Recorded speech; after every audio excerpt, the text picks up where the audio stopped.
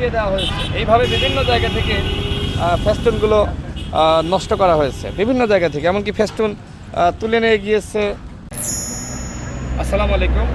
আমি সকালবেলা গণসংযোগ করার জন্য বের হয়েছি। প্রতিমধ্যে দেখতে পাচ্ছি যে আমার যে ফেস্টুনগুলো, আমার চোখগুলো পুড়িয়ে দেওয়া হয়েছে। এইভাবে বিভিন্ন জায়গা থেকে ফেস্টুনগুলো নষ্ট করা হয়েছে, বিভিন্ন জায়গা থেকে, এমনকি ফেস্টুন তুলে নিয়ে গিয়েছে।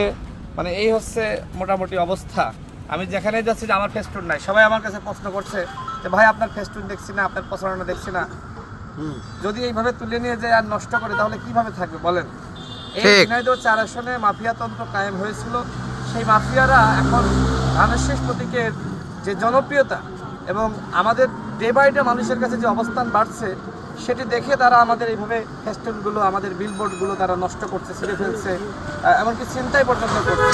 আমি এতটুকু বলতে চাই যে এগুলো করে আসলে আমাদের অবস্থান নষ্ট করা যাবে না। কালীগঞ্জের মানুষ, ঝিনাইদহ 4 আসনের মানুষ, তারা অত্যন্ত সচেতন। তারা কোনোভাবেই এই ঝিনাইদহ 4 আসনে যারা দখলদার, যারা চাঁদাবাজ, যারা গণঅভ্যুত্থানের পরে 5টা হত্যাকাণ্ডের ঘটনা ঘটিয়েছে, তাদেরকে আর কোনোভাবে মানুষ গ্রহণ করবে না। তাদেরকে ইতিমধ্যে মানুষ বয়কট করেছে।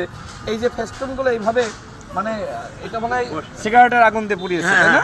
দেখেন কিভাবে বিকৃত করেছে। এমনকি আমি বিভিন্ন জায়গায় দেখেছি যে আমার ফেস্টুনগুলো ছিঁড়ে ফেলা হচ্ছে। গতকাল রাতেও কিন্তু আমি সামাজিক যোগাযোগ মাধ্যমে পোস্ট করেছি।